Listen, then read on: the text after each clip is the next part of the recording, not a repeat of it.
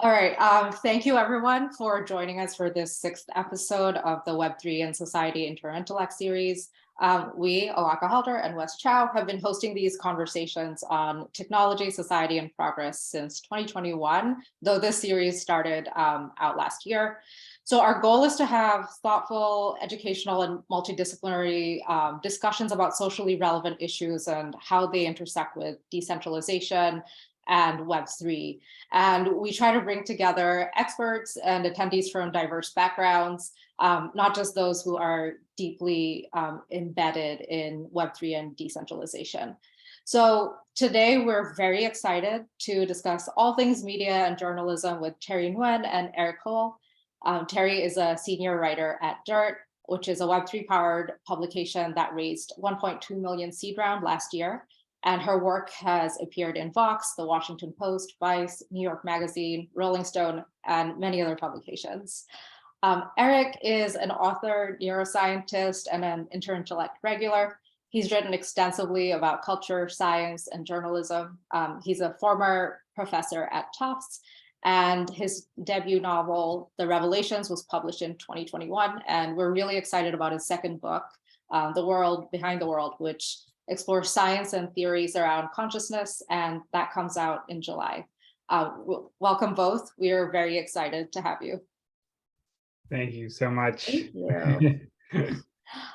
So this salon will roughly be divided into 3 parts. We're going to talk about centralization and decentralization as it applies to media and journalism.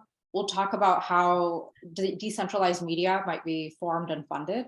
And then we'll also talk about participation, feedback, and governance around decentralized media. And we welcome all participants to ask questions throughout the discussion, but we'll also pause between sections to ask questions, collect questions. But before we officially kick off the questions, we'll go around the room. Please share your name, where you're joining from, and what brings you here. So I'll start. My name is Alaka Halder. I'm joining from Austin, Texas, and I've been hosting these sessions with Wes, and I'll pass it off to Wes to say hi. Hi all, I'm Wes Chow. I'm in the Boston area. And I've been doing these salons with Alaka for a couple of years now. So let me see, I'll pass it on to Anthony. Yeah, I'm Anthony Hinnon. I'm based out in Philadelphia, Pennsylvania, and I'm a journalist in Pennsylvania covering statewide news for Listener Square, which is a newswire service that works kind of like the AP does. So.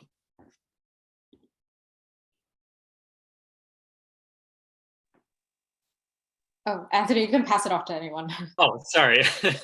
Erik, why don't you go ahead? I feel I was already introduced far too well, so I'll pass it on to Anna. Hi guys, I'm the founder and CEO of Interintellect. I'm currently in Lisbon, so that's why you can see my bed. Weirdly, this is not the normal situation.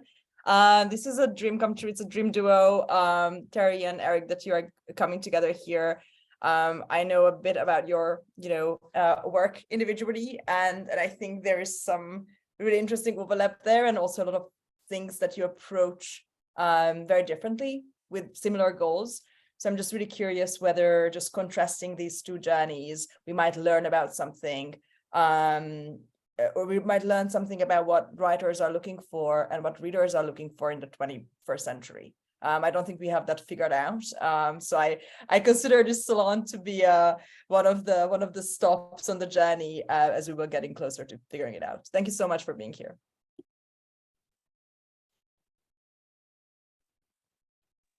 You want to pass it on to someone? Castro. Hi everyone, I'm Kazra. I'm in Toronto right now, although I'm usually based in New York. And yeah, I've been. It's so Interintellect. Everybody's always somewhere else. Jumping around. I love it. Exactly. I worked in tech for a few years. Right now, I'm focusing on my writing and some psychology research. And yeah, huge fan of Erik's writing, so wanted to come check out today. And being a writer myself, I'm kind of interested in just how decentralized writing is gonna go. I'll pass it on to Kelly. Hi, I'm Kelly. I'm a designer and researcher who's focused on like responsible and emerging technology and how we can kind of do that with, I guess, like, human and individual and planetary rights considered. So I've just been really excited about the Web3 space and very interested in kind of like, publishing and creator and media stuff. So yeah. Oh yeah, and I'm based in Oakland. Welcome, everyone. So I'll hand it off to Wes now, and he will kick off the questions. Great, thanks. So I'd like to start with a question for Erik. Erik, you've described Substack as centralized decentralization. So can you go into that a bit and tell us what that's about? Well, obviously, as a company, they're quite centralized, right? I mean, it's still a very small company. It's still very much run by the people at the top. But I really enjoyed the Substack model, not just as a writer, but also as a reader, because I read plenty of Substacks as well. And I think what strikes me about it is that it creates these very naturally walled gardens, because it's very self-selecting. So this is extremely different from I'll just be blunt, major news organizations, which have such sort of a broad base, and some might say a broad appeal, but also a very big name. And you'll notice that in many of them, and there are exceptions, but comments are sort of no longer allowed. And this was like a big deal when this happened. People don't even remember, but this was maybe 10 years ago that this happened, where basically all across all the different outlets, people began to turn off their comments and stopped allowing comments. And I remember when starting on Substack, people said, well, it's just a function of size, right? Like eventually you'll get so big and then you'll just have to turn the comments off. But I think that there's an element of self-selection on Substack that is very attractive, and that somehow automatically keeps a lot of the innate walls up. So it reminds me a lot of the early days of the internet, before it was called the Eternal September, when this mass of people came online. And I think it's very possible and probably healthy to have a space for online discussion and debate, wherein you don't have to always sort of be in the face of people who very strongly disagree with you. I think that creates really unhealthy dynamics on Twitter and other social media platforms, because everyone's sort of equidistant. But on Substack, it feels, the author's in control. There's very much this walled garden effect. And so that's what I mean by decentralization. I mean it from a literal cultural perspective and from a conversation perspective. And I actually think that it's quite healthy that you can go on, the letters from an American, right? Like a very, Substack on the left, or you can go and read, Mold Bug or whatever, if you want to go all the way on the right, and you don't have to interact. You're not forced into this sort of one-upmanship and interaction. And so just from like a cultural perspective, that's what I mean by decentralization. I mean this creation of common interest, and I just find it to be just psychologically much healthier. Like every time I go on Twitter, I'm exhausted afterwards, and every time I go on Substack, I'm sort of energized. And that's probably the best description I can give of that. Mm-hmm. Yeah, that's helpful. Thanks. So yeah, I can see what you mean by the walled garden effect. But you talked a bit in the piece too about just the maybe there are like some centralizing benefits, like the recommendation system, like when you sign up for Substack, like what do you think about that? Is that like an essential kind of a function of Substack? Yeah, and this might be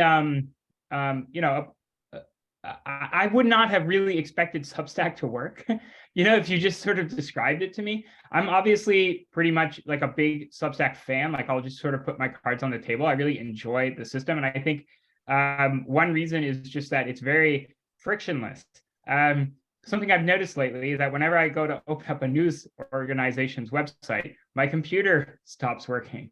And it just begins to buzz and hum and grows like hot and angry. And clearly there's just a million things going on there, and banner ads are loading. and this is even true for like really prestigious news organizations.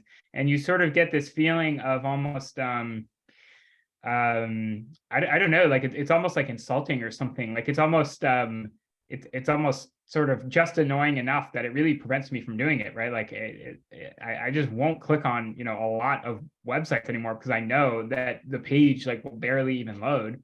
And versus on Substack, right? I never have any problems like that, right? I just open something and it's very like clean and crisp, and also everything's sort of organized and laid out in the same way, which I think is more attractive than people realize. So I think people underestimate the frictionlessness of and how important that is for a reader's experience, where you always know where the like button is, you always know where the comments are, you always know sort of what the formatting is. And Substack's notorious for not giving its authors a huge degree of freedom in their formatting. And I honestly support that a great deal, because what that means is that whenever I go to a new Substack, I know exactly where to click on everything. I know where everything will be laid out. So that's another aspect of centralization that you're right, Wes, that I forgot to talk about. But I think that that's true. And I think that there are actually advantages of that. I would not be surprised if many outlets, other than the very biggest, I mean, if you are starting like a new magazine today, I just don't see the reason to like create your own web page and pay to not use banner ads in the beginning or something like that. I would just start it on Substack, and I've seen that sort of happen and work. So again, I'm very sort of bullish about the ecosystem. Like I'll lay my cards on the table. I'm not exactly I certainly have a dog in the fight, but I do think that there's a lot of truth to it. I'm curious, actually. I don't know if Substack gives you these numbers or not, but do you know how many of your readers read your newsletter just through email versus on the website? Like, I'm a subscriber, and I basically don't ever go to substack.com. I just get things in email. I don't actually know if I know email readership. I know percent of people who get directed from email. So I know total email versus Twitter or some other source. I haven't ever tried. I mean, maybe it's somewhere in the stats that I don't know about. Okay, I see. Hannah, do you have a question? Yeah, I mean, I would also love to hear from Terry, because you guys are running that and you have affiliation with Substack, but also your own freedom of movement of actually having a sustainable separate magazine that does not kill your laptop. At least when I visit Dirt, my laptop is fine. But also, Eric, what you brought up to me, fundamental looking topics here. One is obviously the question of advertising and stealing of data, which is why your computer slows down and warms up when you visit CNN.com or I think The Atlantic. I mean, there are some Condé Nast, etc. media outlets that I think figured out how to run relatively smoothly. But yeah, we all know the feeling of trying to like immerse yourself in an article, and then you have some dumb video or the shoes that you've already bought somehow being like retargeted to you, and you're like, I have 2 feet, so like I don't just already need another pair of these. Thank you so much, Amazon. But of course, that brings up the question of like, who owns journalism, who should pay for it? And I grew up in a media family in the era of the centralized newspaper, in the era of, I mean, when I was a child, there was one TV channel in the country where I grew up. So when my parents worked in TV, like you either watched what they made or you didn't watch TV. Like these were the 2 options. There was even like a moment in the afternoon when there was nothing on TV, just the bzzz. Like it was a very, very, very different time.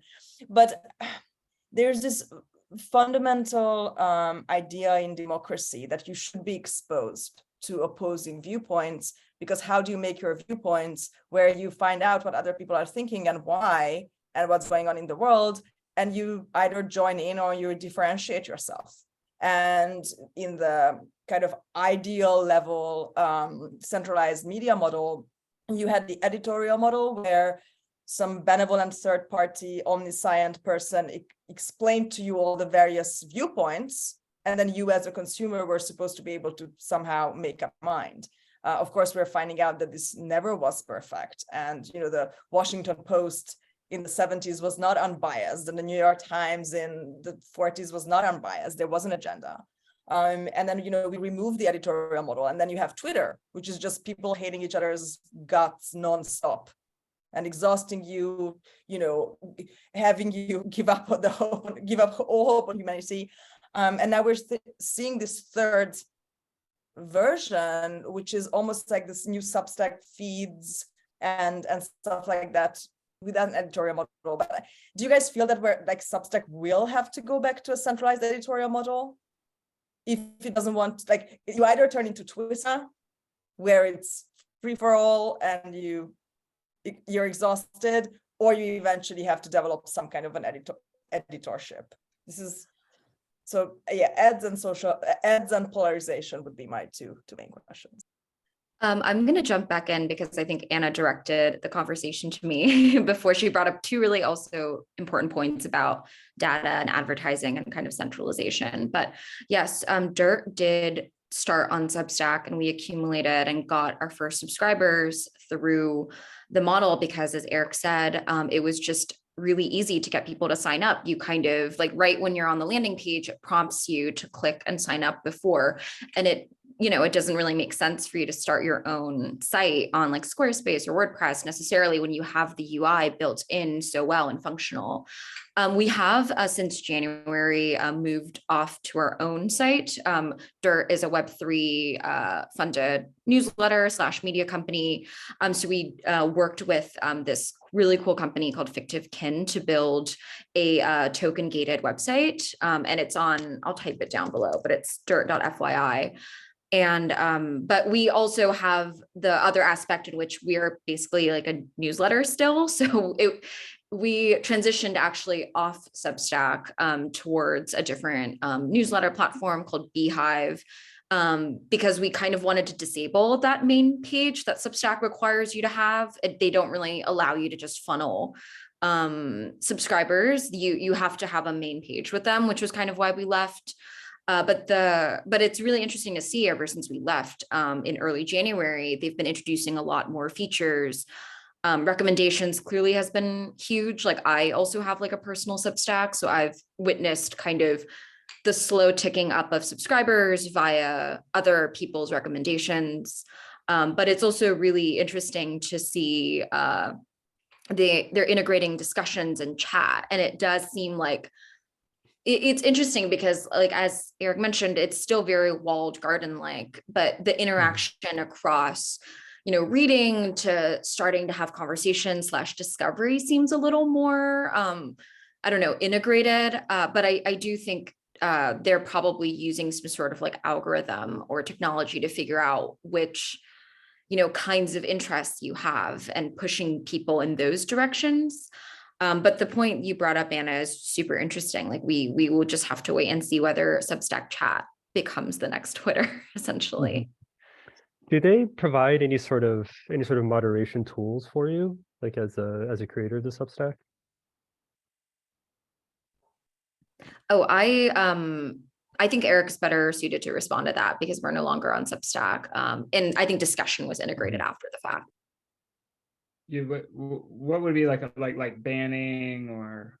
Yeah, banning or a fairly standard tools they have some sort of an automated thing that says, oh, this could be a toxic comment, and it goes into a holding area for you to go and review stuff like that. Yeah, I'm very lucky in that everyone who comments on my piece always leaves almost 95% of the time really sort of insightful and lovely things. So I haven't really had to do that too much. But what one example of just a very simple thing, and why I think that who's ever doing the UI and the design at Substack is doing a really good job is, for example, as the author of a piece, you can comments.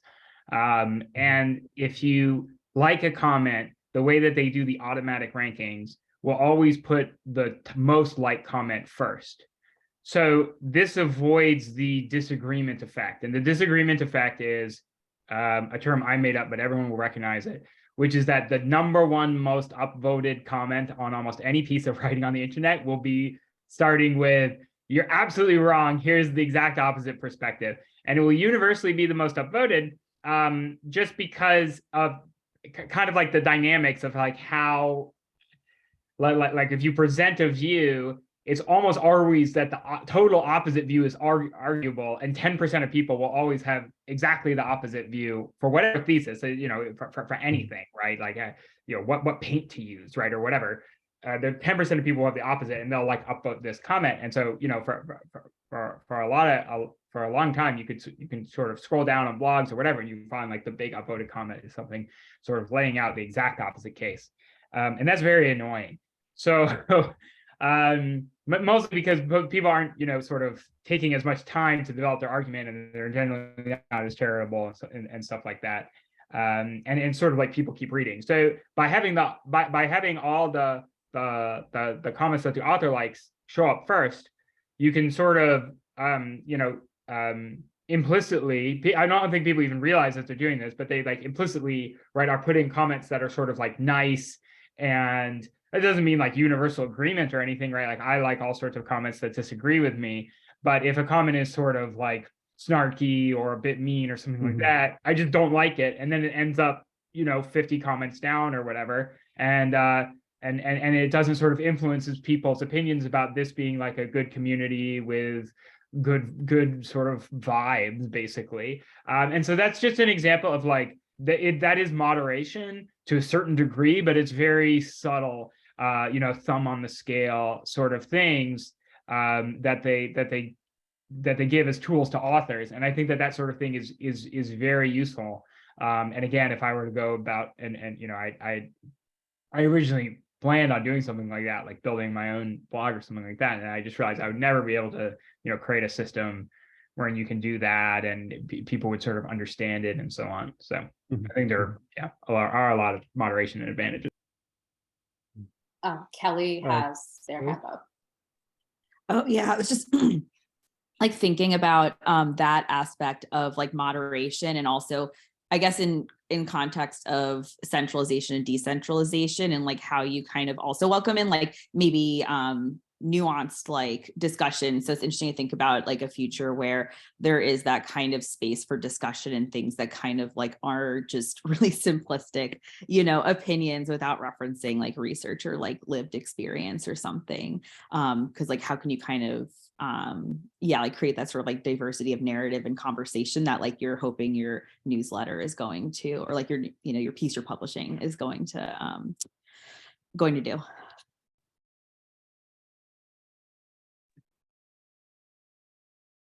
Yeah, it's a great comment. I mean, I think, you know, certainly that there's not going to be any fundamental tool that solves that. But I think already by just like having to give out your email, you know, in order to generally engage with the community and even be alerted to posts and stuff like that, I think that there's already this sort of bar of, you know, you want this author's voice to be coming to you on the regular. And so it's like, it's very hard to stay subscribed to an author you don't like on Substack. That's very hard because they're basically bothering you in your email, right? Like, hey, here's my opinion about this. And you're like, oh, I you know, this guy, right?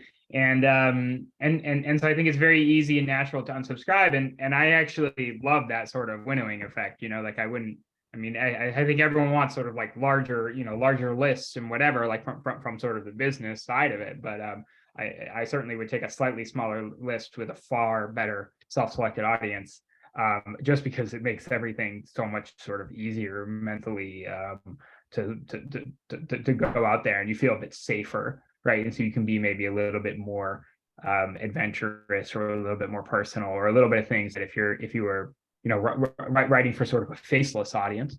And I've written for big outlets, and that was mostly my experience. So I felt like I was sort of writing for a very faceless audience, and that they wouldn't know me, they wouldn't know my previous pieces, right? So if I made a reference, or if I said something, right, you know, they wouldn't leap to not even just like take it out of context. I don't mean to make that sound like the biggest concern or anything. I mean more like that, you know, if you know somebody's writing and you know somebody's voice, you can sort of get a lot more of what they're trying to say. And that's just fundamental. Like that's just about the limitations of language.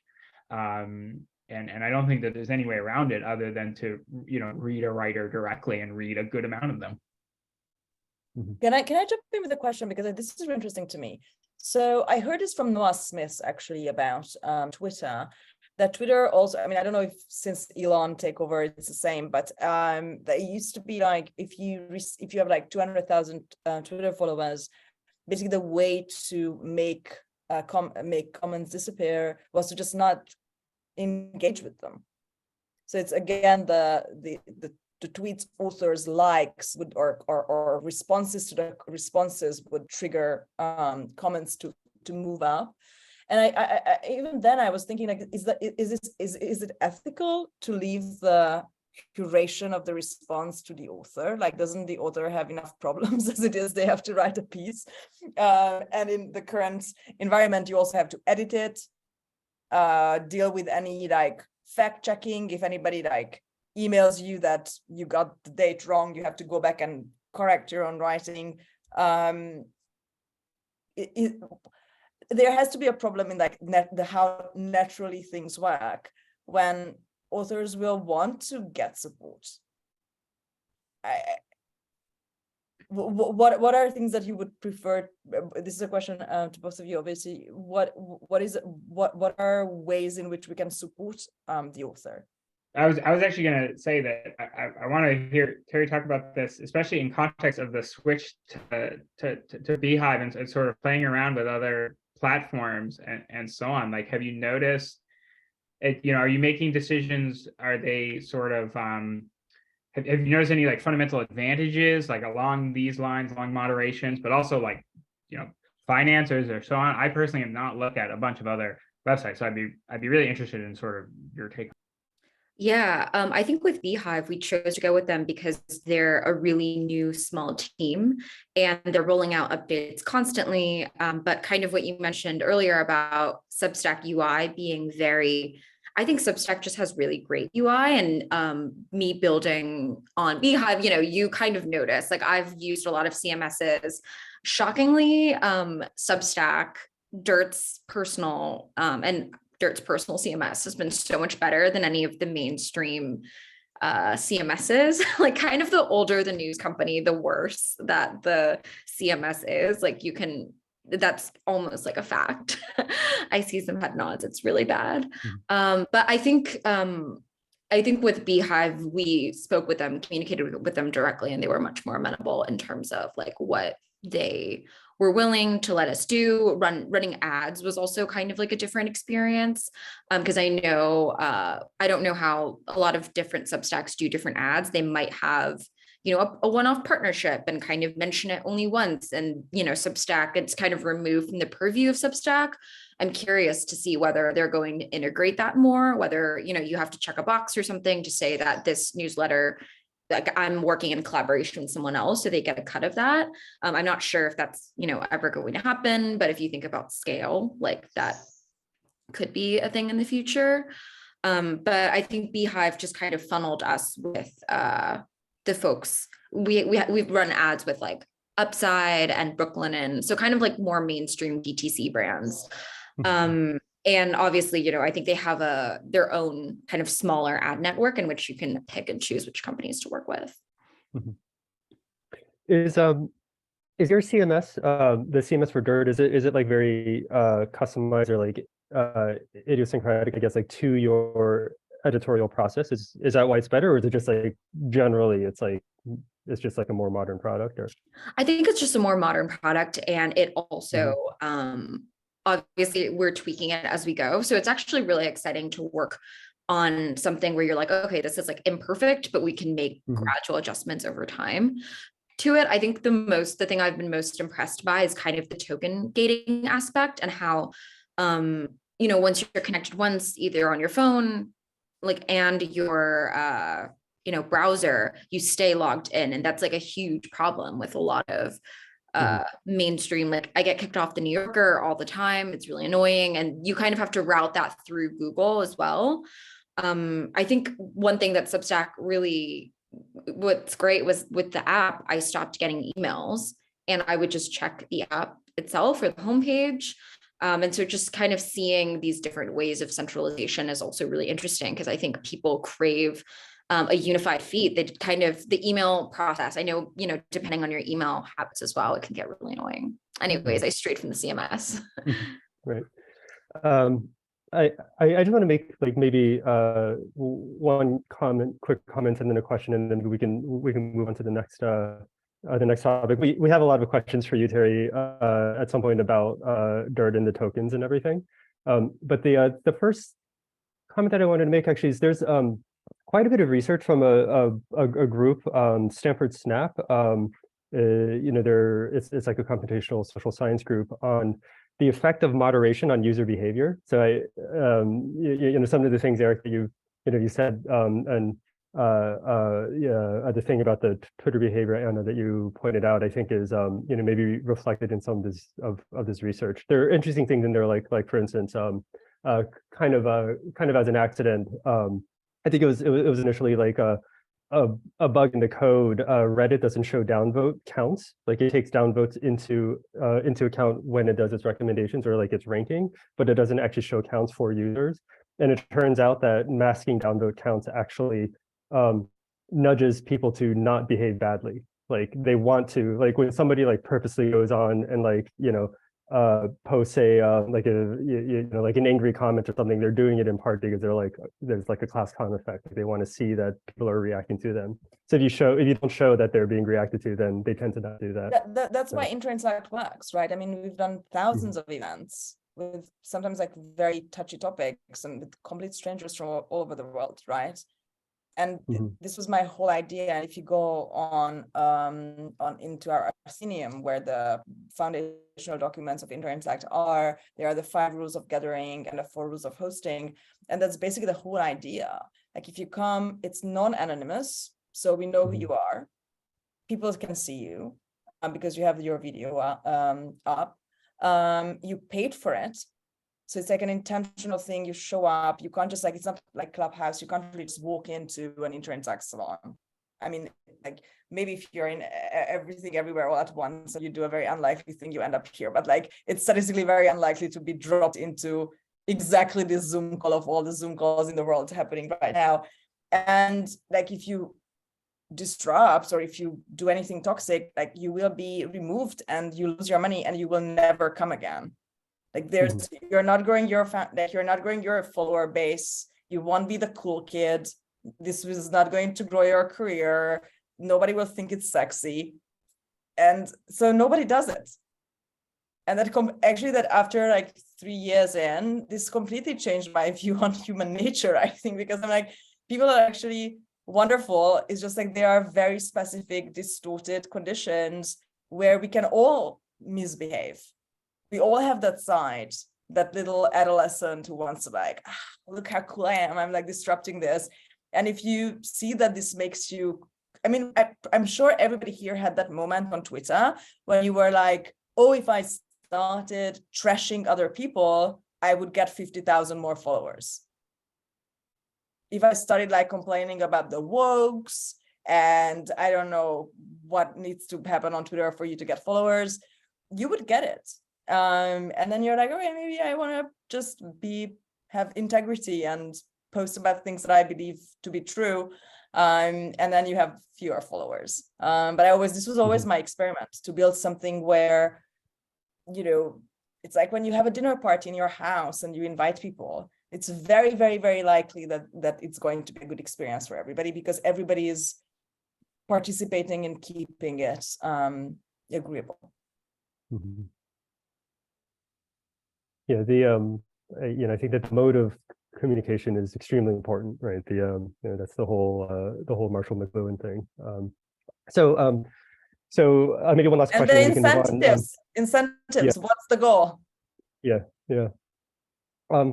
So I want to propose a little bit of an idea that just looking at Terry and Eric, your background, like you've both sort of gone from a like a high prestige, I think, sort of an outlet to like your own or like a smaller thing. So Eric, in your case, like you went from Tufts to Substack, and Terry, you're going from Box to DIRT.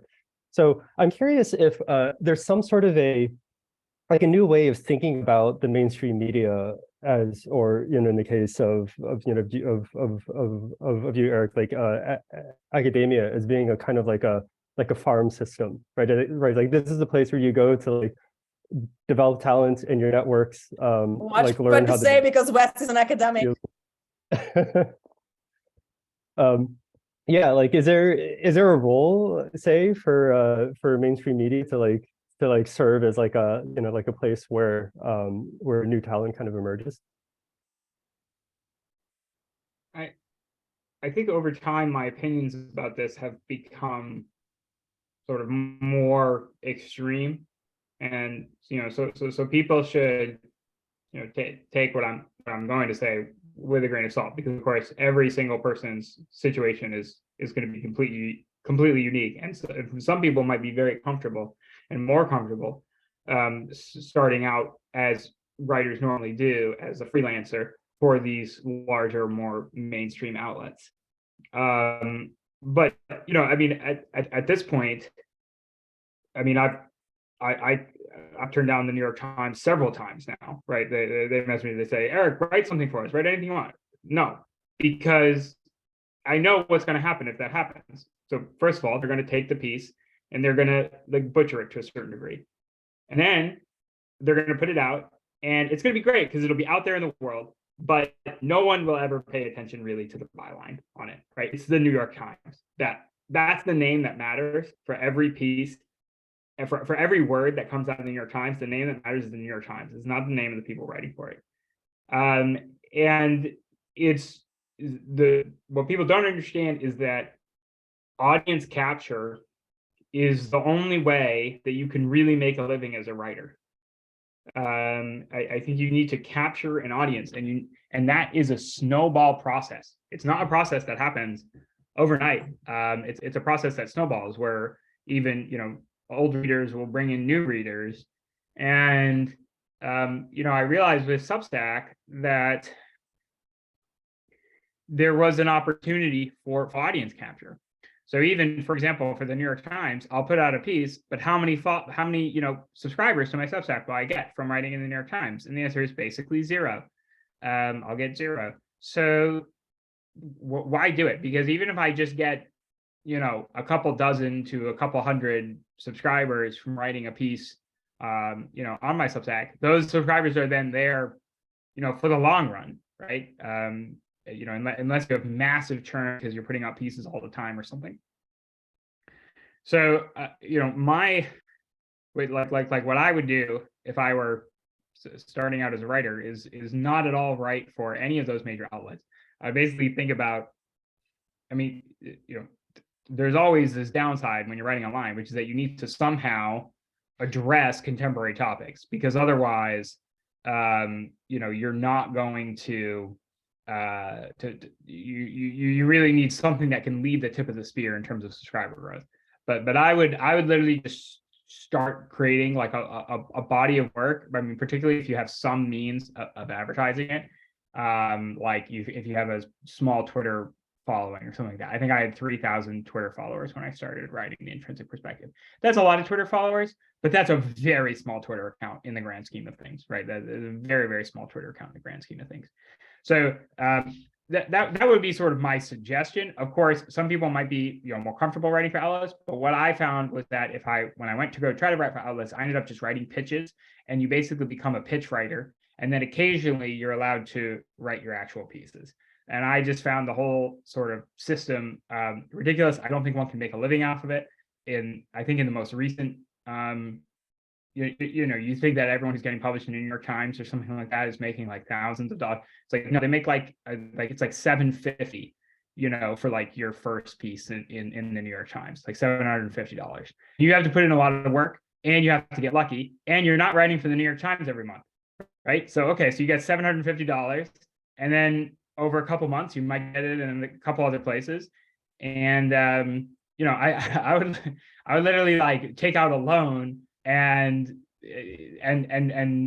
advertise Substack on Twitter or something like that. And that would probably be, in the long run, a better financial decision than writing for outlets, unless you get picked up as a consistent columnist at one of the big ones. And so I do think that there's been that switch. I think that there's a switch in terms of how easy it is. And I also think that there's a prestige switch that has occurred as well. I mean, I'll just be frank, the last 10 years has not treated most mainstream institutions very well in terms of public trust. Just if you look at the polls, right? Just if you look at the polls, like trust in everything is sort of declining in many ways. And I just don't feel the same sort of draw of prestige from many of these institutions, including academia in a certain sense. And I think that it's now finally maybe possible. I wouldn't recommend it for everyone again, but I do think it's now possible in a way that it wasn't 10 years ago even. Terry, do you have any thoughts? Yeah, definitely. I think it's also really important to talk about how people, get published and sort of the pipelines, which I think Eric alluded to. But increasingly, like also digital media companies have also changed their output over time, and the prestige of publishing in the New York Times, if you know how many pieces the New York Times publishes a day, hypothetically, it doesn't really hold the same sway. And they're just kind of like collecting, they're doing the game where they're collecting a lot of different opinions and, just having them because they have the resources and the money to finance a lot of, sometimes not very good pieces.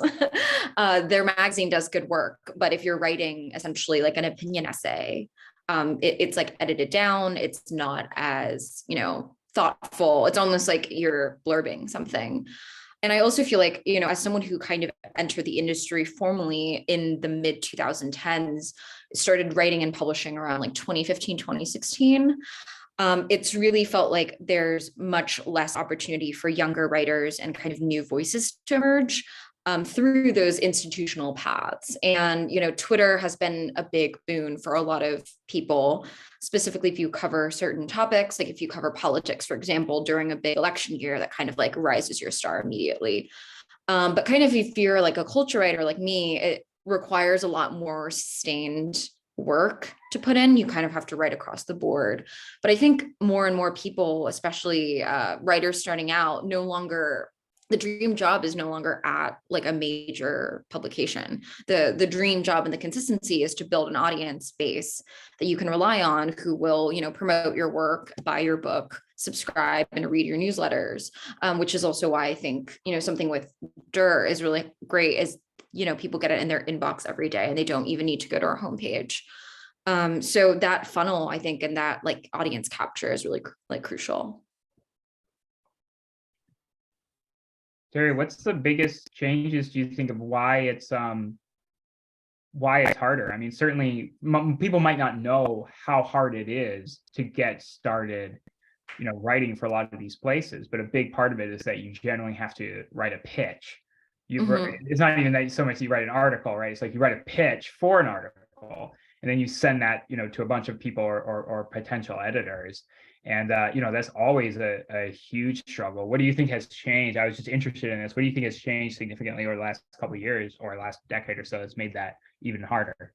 Yeah, definitely. I think with the arrival of Medium before Substack really allowed people to think about self-publishing more often, just because before then, I think also something that was really interesting to me is I arrived on the scene there were already Twitter personalities. There were people who were writing blogs kind of during a really crucial period of time when everyone was reading like, Deadspin or like these people accumulated like thousands, like tens of thousands of followers as a result. Even Vox, kind of the early days of Vox, they accumulated these followers. And so you're kind of, when you're trying to get into that staff ecosystem or that pitching ecosystem, you're already kind of competing with established names who are trying to write like similar stories. And I think more people were just fed up with pitching. And if you can self-publish and kind of reach a level of ideal exposure in which kind of in your case, Eric, the New York Times now is like knocking on your door, like, why would you not take that?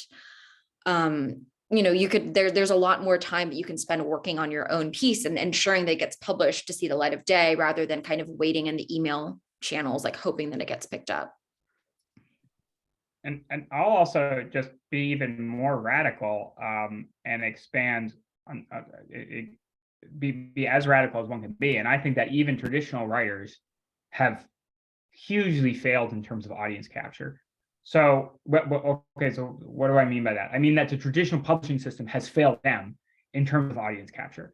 So let's consider somebody, Zadie Smith, brilliant fiction writer, brilliant essayist, right? She probably makes a good amount of money writing. I don't know if she, everyone has sort of a different financial situation about when they feel like they need to go out and get a second job or something like that. But I think Zadie Smith has been consistently teaching creative writing now, for decades. Most of the top people in the literary world teach creative writing. They're professors. They do not make their living writing books. They make their living teaching creative writing at a major institution. It strikes me as probably untrue that Zadie Smith could not, and again, maybe she makes sort of enough, right? But clearly she basically, as many writers do, works essentially a double job where she's both a full-time professor or a part-time professor, which is still a lot of work, and this, and maybe she's doing it for the love of teaching and students. Again, I'm just using her as a kind of hypothetical example, but I could easily imagine that she does that in order to like get healthcare, and because writing, dealing with the traditional publishing, she'll get a big windfall when she sells a new book, and then it gets very low, probably maybe not even enough to live on for most years, and then you get another windfall, but it strikes me as like ridiculous, right? Because it's like it's Zadie Smith, right? Like she should be able to make a living just writing, and not only that, make a very good living, right? Like, again, as I said, everyone's sort of conception of make a living is very different, right? So maybe for Zadie Smith, who lives in New York, even making $100,000 a year from her writing is not enough to live in downtown Brooklyn or whatever. But it strikes me that she should be able to, and it strikes me that many of the, if I had to sort of criticize all the existing institutions for writers up till very recently, as Terry was saying, up until around Medium, came out, and I think that is a great marker for it. Almost is sort of looking back for me, I would say like it almost worked there. Like we sort of saw what could potentially be, but Medium always, just due to the design, always felt to me like it was so much harder than Substack, which I think kind of came in and took the idea from Medium and sort of got the model right. I would criticize essentially the entirety of the publishing industry and the entirety of most outlets as just having totally failed at audience capture. And that's why most writers in the United States, even the very most famous, are professors of creative writing somewhere. Even though, the market for literary fiction maybe isn't like the very biggest in the world, I still think that there would be absolutely some way for many of these writers to make a living if they could really had any sort of audience capture. But they don't. And so even for, big name writers, they have to lead a dual career. So I think that's the biggest change. And I would expect the writers of this generation, who do really well, to be people who have some sort of audience capture. I mean, one reason I got into Substack is that I talked to younger students, and when I asked them to name me their favorite writer, they would name bloggers, and they would even say like, "Oh yeah, I love their fiction." Well, what, right? And that's because these were people that they read a lot of, that they felt they knew, and there was a very different and more intimate relationship. And it wasn't like they got one book every 6 years, from these people, all filtered through sort of the advertising and language of the publishing industry. So that's my like highly radical sort of rant. We'll take questions from Anthony and then Anna, and then move on to some of our other segments. Yeah, so I guess this is more kind of a comment playing off this rather than a question. But I think a lot of what we've seen, at least as we've seen the shift towards Substack, toward audience capture, is just a result over the last 10, 15 years of just how few media jobs there are, at least for journalism in my experience, where the media jobs are shrinking up. We're seeing layoffs constantly on a rolling basis. And a lot of this, there's no pipeline anymore to begin with. So when you look at the mid 2000s, where you had people like Megan McArdle, Matt Iglesias, Ezra Klein, a lot of these people got into national publications just by starting their own blog and not getting traction. and even when I was in college, I had one friend who she was really into My Chemical Romance. Like that was her thing. And she had an entire fan blog and built this into a job that led to like working for the alternative press, So like even back then there was still this possibility. Whereas now that's basically all dried up. And so I think it makes sense rather than trying to freelance and get your foot in the door with these larger publications, there's no point to doing that anymore because one, you're barely getting paid for it. And two, those jobs you would get simply aren't there anymore because they've cut down staff so much. And so I think more than anything else, the shift toward audience capture is one of the few ways where you can actually get some reliable job that will still be there and a reliable income you can rely upon and predict. Because there's just this bigger problem of no one is really paying for writing anymore. I mean, you look at the median age of a newspaper subscriber and they're 58, something like that. I mean, no one younger is actually doing this. I mean, I have, I don't know, 9 or 10 different subscriptions with magazines, journals, a Substack or two. I'm very much an outlier and very much it's in my self-interest to get some people to pay for this. Otherwise, I won't have a job. I think this is one of those things where if Substack, if this audience capture as a way to bring in revenue, bring in a salary where you're, getting paid more than $200 to write something, if that goes away, what else is there? And I don't know if we're anywhere close to a long-term solution here, but at least with Substack, there's a lifeline, it seems. Anna, you had your hand up. Yeah, I'm sorry. I'm going to be like the first comment that completely disagrees, and then you upvote me. Okay, sorry. I want to go back to this making a living as a writer thing because, and I'm saying this as a writer, right? Like, when was a time when a Zadie Smith character ever in the history of humanity could make a living just by writing? Because as much as I know about the history of intellectualism, from Dickens's creditors, Dostoevsky's gambling, and like everybody working as a journalist in the 20th century, or being married, or Jane Austen being supported by her family, I think, we have these outliers, Little Women, etc., when writers decide to live on writing.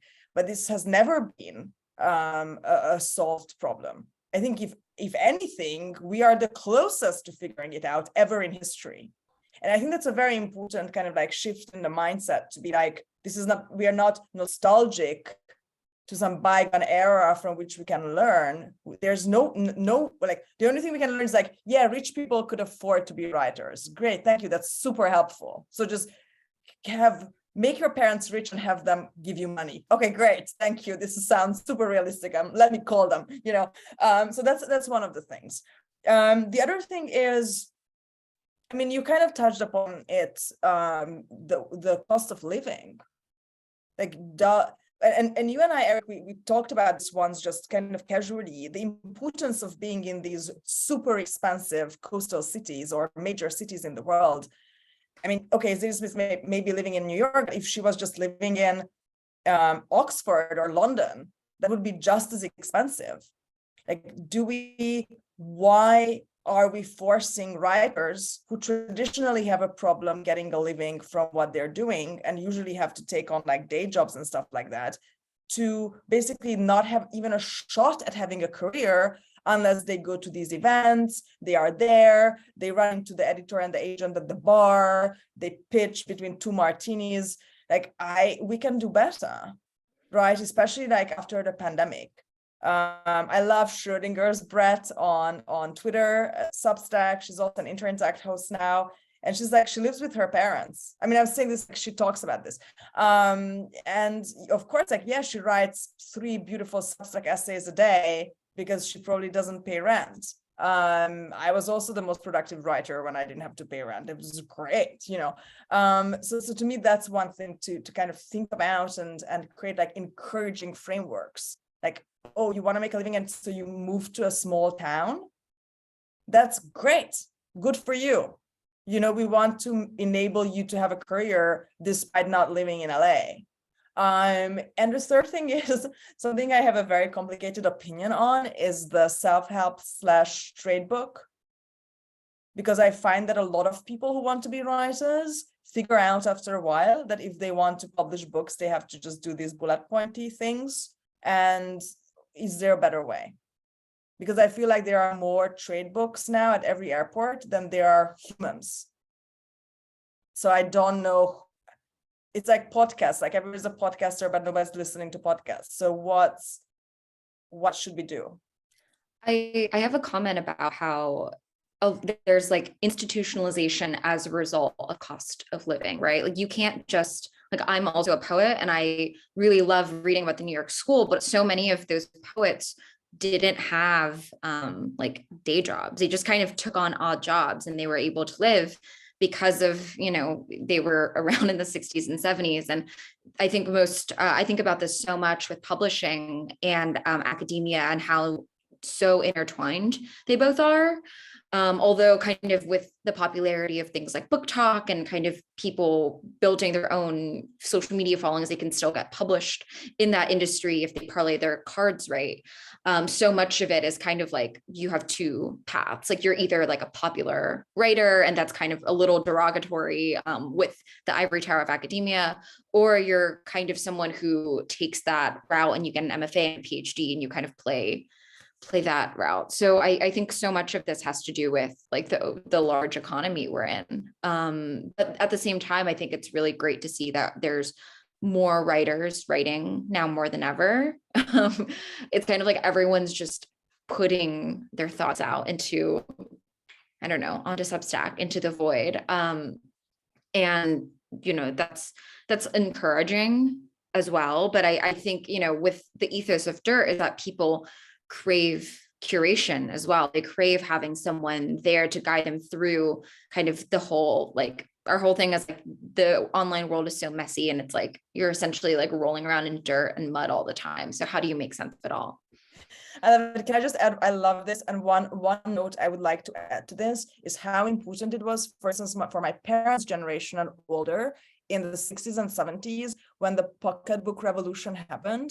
And they started printing out all these Camus and, you know, like the best of international literature in these super cheap, couple of cents, you know, really like utility-like books. And that was just, it was the Substack of the time. And that kind of created a boost in international acquisition, which made that a lot of writers could just make a living also as translators. So you would be a poet and you would translate a bunch of poets and then you would write your poetry and like that was your job. And to me, that sounds like a pretty nice life. And since Terry, you mentioned Dirt, this makes a great segue to my next question, which you've talked a bit about Dirt's origin story, what you cover.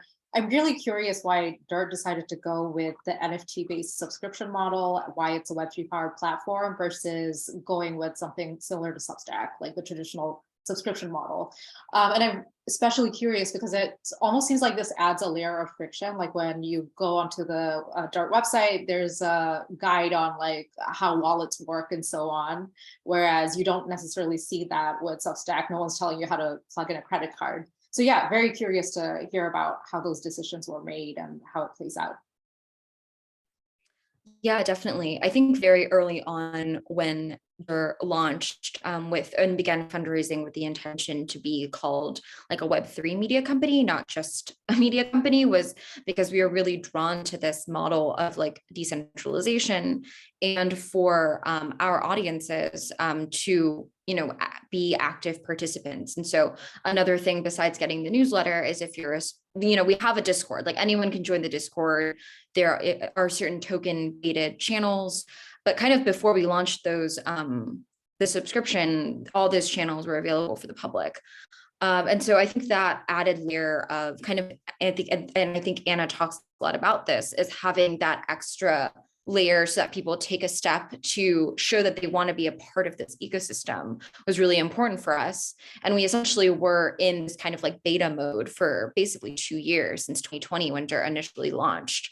So there was a lot of time for people to kind of get accustomed to our way of thinking, and kind of slowly introducing a lot of people who were very resistant to this notion of crypto or kind of NFT backed media, and showing that we can take those funds and, you know, hire writers and pay writers on time, which is like a really big problem. And, you know, I'm really proud of Dirt. And I also, you know, take part in the editorial process to try to reach out to writers. If you're in a Discord and you want to pitch, there's a more direct line of conversation to whoever runs the platform and publication. And so I feel like it's more community focused.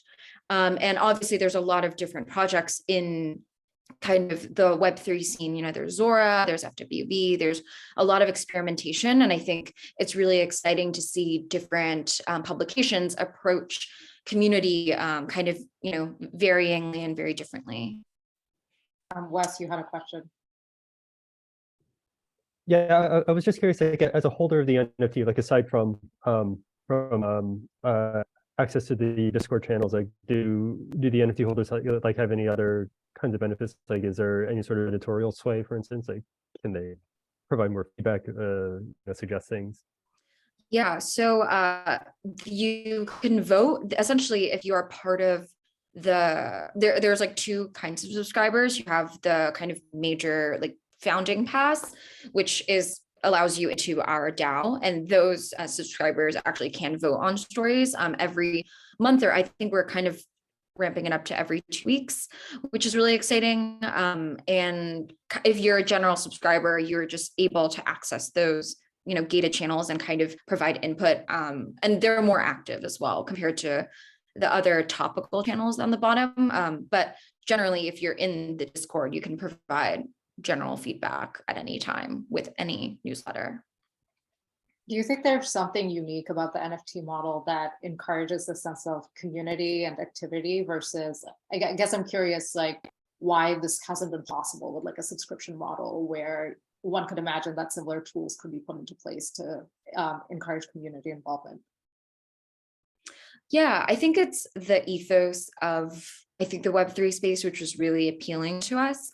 But in the sense that you're kind of holding on to a subscription that is also, like for us, it's connected to like a piece of artwork.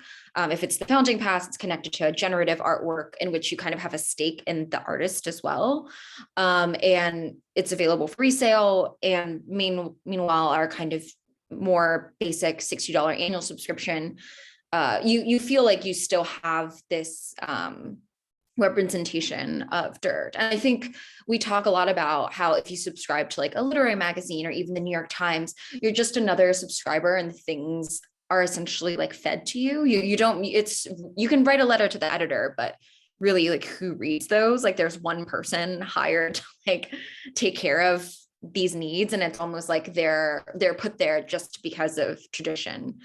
So there really isn't, you know, I think we're trying to really bridge that conversation between readers and writers. And I'm not sure that entirely all has to take place on Web3. But I think it's a useful kind of unit of like, it's a symbol, you know, it represents something. But I also think it could be applied to something that isn't an NFT necessarily. And has Dirt encountered any like challenges with implementing this NFT-based model? Has there ever been any discussion of like diversifying funding and membership sources?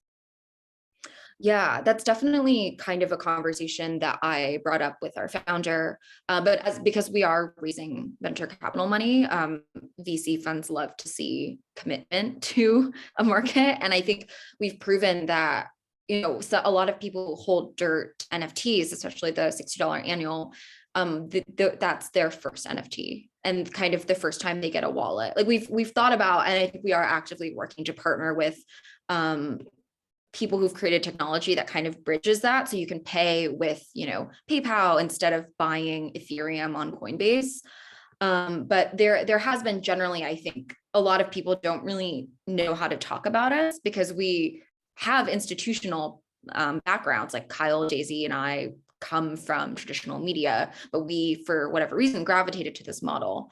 And, you know, there is a lot of resistance, I think, in institutional structures against Web3. So it's been interesting to kind of hear those concerns kind of bubble up, but it really hasn't affected our ethos. If anything, it's more encouraging. Anna, I think I just noticed you had a question about Dirt building trust. Did you want to expand on that? Yeah, earlier, I mean, I loved, Eric, that you brought up this general, zeitgeist of distrusting authority. I think the 2008 recession obviously started this, and then the pandemic was just like slicing the throat of whatever trust people had in anybody, and maybe the Ukraine invasion then kind of like buried it. Goodbye trust. But at the same time, I see, what Terry, you guys are doing at DOT, and there's so much trust building that goes into it. To me, the main thing that you do, and which I do at Interact, is just this great consistency, like painstakingly consistent, good content every day, all the time. Every piece you guys publish is good, short good, long good. But I'm sure there are other things in the background, since you guys also have a community. So do you think about this? Do you have a dirt version of social trust that you're cultivating? Do you expect your readers to be challenging you and become writers themselves, or do you expect them to be this loving audience? What's the social contract? Yeah, I think, a lot of it is good faith interactions. And I think Eric also mentioned this: when you have an audience that's really engaged with your work, you trust them to respond, accordingly. And even in the Discord channels, we talk about subjects that aren't necessarily related to the newsletter of the day. Like we talk about movies, for example, like the Oscars, and people would drop, you can kind of see a trend of people dropping articles that like support their point of view. And there are people who would be like, oh, I don't necessarily agree with this. But the conversation, unlike with, Twitter, people respect each other because there's a face to the name, or kind of on Discord, you still understand that you're communicating with people within like a closed quarters, and you're not going to be like outrightly disrespectful of them. And moderation has been its own thing, because we also have like a social media / like person on Discord who's moderating, but no one's really acted out of pocket, just because I think there is this funny like implied understanding involved without even us needing to make it explicit or hammer it home. Whereas I think with more traditional news outlets, they really have to, like, before you post a comment, you're like, I'm checking a box and I'm not using slurs or something like really crazy like that. Yeah, I feel like there's like, even if like effectively, let's say buying an NFT for $60 a year is the same as a subscription for $60 a year, like the act of like, you bought something and own it sort of like puts you in a state of mind where you are more like a participant. You're like a shareholder, or you have equity. You're like more of a participant in the ecosystem, as opposed to like somebody who's just like kind of purchasing access rights or something, right? Yeah, like maybe that has something to do with like how people react to each other, like versus if it was just a subscription. Yeah, and it's a really interesting question as to why people subscribe, right? I mean from a paid perspective, because for most of these models, and Terry, I don't actually know exactly how it works for you guys, if it's entirely locked or some unlocked or so on. It's some you get 2 that are locked a week, but we are 5 days a week newsletter. Okay, that's what I thought, but I wanted to double check. So there's a sense in which it's sort of like absurd to do paid on a Substack, because generally almost everybody does some significantly less percent of their posts, generally a minority of their posts. I do something relatively close to a 50-50, but like I won't lie and pretend that the paid posts are as sort of expansive. It's more fun stuff, or stuff I think that will do well locked or so on. But what I've noticed is that, and another reason why I'm sort of bullish on Substack is that I think it fits the model. It puts writers into a model that works really well for them, and that's the model of the content creator and the subscription to the content creator. And if you look more broadly at the online ecosystem, and you look more broadly at what the younger generation is doing, like I'll tell you this: everyone under the age of 25 does not watch TV. They watch Twitch, right? Like they watch these or YouTube, but like Twitch has become massive, and it's where a lot of people get their content. And if you look at the Twitch model, it's basically identical to Substack. It's ad based, so it's a little bit different because it's streaming videos, so it's not fully locked content. But the whole point is that people are subscribing, And a significant number of people do subscribe and they do pay these people, but of course everything is free. You're just paying, I think, to avoid some ads, right? And it's really sort of a pittance in a way, and yet a significant number of people do it, and it's because they also want to express their support. So there's this sort of personalized element to it. I mean, I think I made a slightly off-color joke once that Substack is OnlyFans but for minds, and I don't say that like in like a derogatory way. I think probably some people have been very economically successful on OnlyFans and made a lot of money, and it's sort of part of this content creation ecosystem that we sort of know works, right? Like we've just seen it work in other examples, and it's also something that the younger generation understands very easily, because this is all their heroes. All the people that they're watching are generally content creators on Twitch or wherever. And I think Substack is always going to be a little bit older and so on, but I think it's very good for writers in the long run to move into the broader content, to have a place sort of in the broader content creation ecosystem, and to have our financial ecosystem work somewhat similarly to other content creator economies, because those economies actually do really well. And it's also something that everyone who's a Zoomer is going to understand, right? Because I don't think people ever stop reading books or anything like that, but I think it's very obvious that people are reading a lot more on their screens now. They're reading a lot more online, and if we're going to get younger generations sort of reading, I think doing it in a way that they recognize and makes sense to them is probably the best path forward, rather than saying go buy my book or whatever to sort of hook them in. You start with like more of a content creation world that they really fundamentally understand. Terry, I'm curious. I don't know if you're able to say very much about this, but I'm curious about your take on whether or not this token sale model is financially viable actually for all sorts of news organizations, or maybe something about like the culture beat like makes it viable, but for other beats possibly not. Or do you have any thoughts on that? Yeah, I do think that it is economically viable so long as dirt stays really small as it is, almost in kind of the sense of Substack, in which you're like, I hope that X amount of people fund my writing. So it's kind of similar in that way, except we have like two different tiers of, subscribers. But I also think, it's exciting because at the 0.5 ETH founding pass, there's also access to like events. We can use that budget for a lot of other kind of editorial activities that aren't usually thought of as editorial activities. Like we've hosted events / gatherings in which like actual salons in which people can come and like converse and meet with other like founding members. And so I think having those perks and ensuring that it's also like a social activity, not just like it really actually like feels like a community of like thinkers, kind of in a very similar way to like Inner Intellect, in which people feel like they have a stake in these interactions. But the TLDR is yes, I would hope so, or else I wouldn't have left my job to do that. Obviously, for every media organization, when you see new media startups, everyone's doing the venture route. I don't know if you guys know how much, I forgot what Ben Smith's,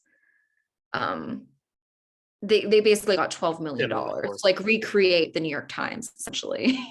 So I like never, I think there was a new one in the Times this past week, was that there was something called The Messenger, and they wanted to hire like 550 journalists to like build a new media company. And like personally, it's just frustrating to see these people getting huge chunks of money and not really offering something new, What was that, Anna? The free press as well. Yeah, there's a lot of kind of traditional institutional folks going and getting VC money and not really doing anything exciting with it. I mean, the Anna, you VCs tend to also, be older generation as well. So you have VCs who have fond memories of what they remember as traditional media being good in the past. And I can imagine somebody pitching to them, kind of appealing to that good memory. But I wanted to add something to what Eric, you said, and I think this is very, very important, as Terry, you kind of outlined that it's similar even at the magazine level when you have an innovative structure such as Dirt has, which is, I don't know, maybe you are too young or less fanatical about movies than I am, or I used to be, but there's this movie with Nicolas Cage called The Weatherman. Has anybody seen it? There's Nicolas Cage having this job. He's basically like, there will be cloudy and then there will be rain. And he makes a lot of money with it because it's like 15 years ago when TV still paid really good money. And every time he walks home, somebody like always throws a drink at him from a passing car, because they like, look at this guy with this like plushy job. All he has to do is like point at like green screen suns on a map, right? It's ridiculous. And I think that a lot of emotions around writers used to be driven by this thing, like you can hate somebody at the New York Times or you can severely disagree with somebody on Fox, but that's not going to make this person disappear, right? Maybe if like the ratings are low on TV, yes, but like everybody will watch the weather anyway, regardless of who that person is. And so if you were a journalist, that was like you were unfireable for reasons of unpopularity. And I think simply that kind of class of emotions has changed on Twitch and on Substack and on similar platforms, because the very viability of that author, whether that author will continue talking to you, depends on you. And this is kind of the positive, like sunny side of the cancel culture, that we have an audience who feels perfectly competent at deciding who should talk. And they have means of making that happen. And that's completely unprecedented. And I don't know how, I think I agree with you, Terry, that this is like a early golden era, so to speak. Like, I don't think that we will stay in this innocence for long, simply because people don't tend to stay in states of innocence for long. But right now, like I like the pledge on Substack, right? Like I like somebody, I will buy a token, I will pledge, I will pay, like make more of this individually. And that's like in an era where we just distrust democracy so deeply, we also have this other completely democratic thing going on with regard to intellectual input and output. And that's amazing. so we wanted to open up the floor for audience questions and comments in the last 7 minutes that we have. So Kastra, I think you have your hand up.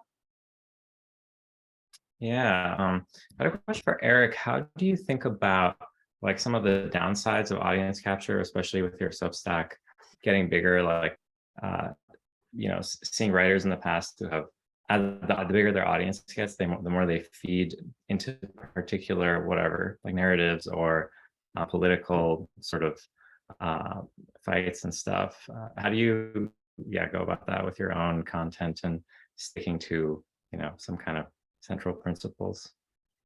It's a great question. I actually think that, and I don't know if it's just particular to me or if it's something about Substack, because I do believe that audience capture in the negative sense does and can exist. For me, it seems as if on Substack, the ethical struggle, it is not really an ethical struggle. It's more of a, why are you doing this in the first place struggle, which is that you have to choose between stuff that's very timely and hot topics, and that stuff will generally do well, and then stuff that you're sort of there to actually write, right? Which is the other stuff that you find interesting. And the way that I think about it is that it's not really about the audience, because actually the audience really likes pretty much, they seem to like everything that I like. So let me give an example from a recent piece on my Substack, The Intrinsic Perspective, which was a piece about a dying rabbit that I found. And it was just this like personal essay about what happened to me after I found this rabbit, and it's just basically a meditation on mortality, right? So do I expect that to go viral and generate me hundreds of new, thousands of new subscribers? No, right? Like, I mean, I know that going in, right? Do I think that my existing audience will enjoy the piece? I think yes, right? So to me, it's much more, it's not so much about worrying that the audience that I have is going to corrupt me. It's more that what is corrupting is trying to grow your audience.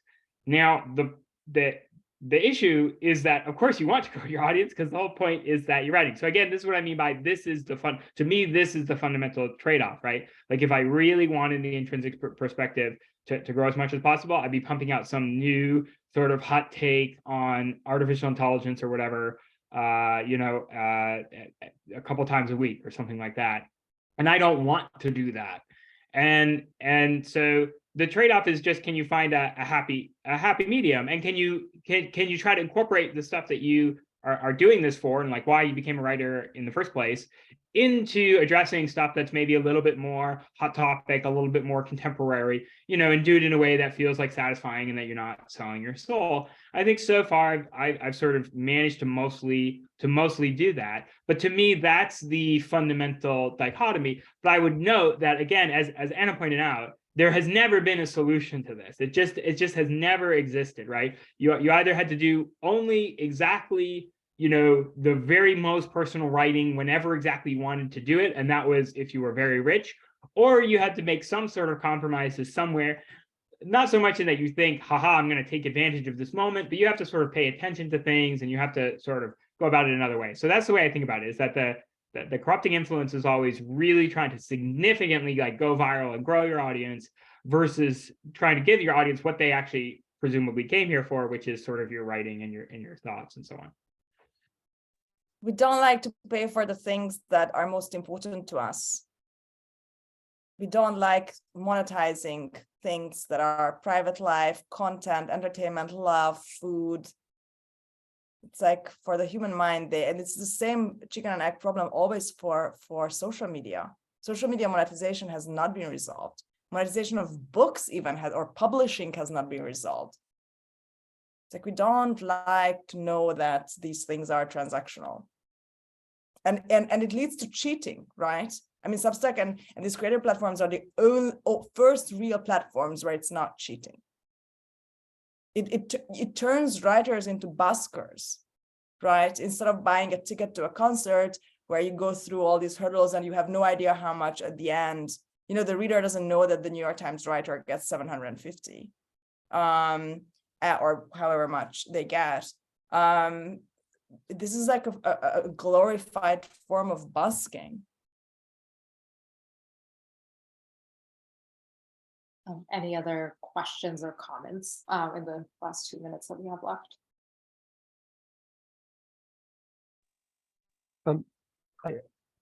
I am curious, actually, how Eric and Terry, like the two of you, think about like as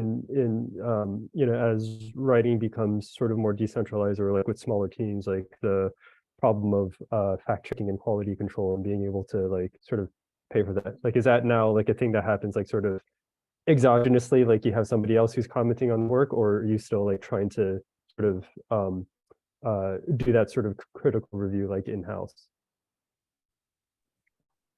Yeah, I think with Dirt, because we have like multiple people on staff, we can do that in-house. I know Substack also provides resources to writers.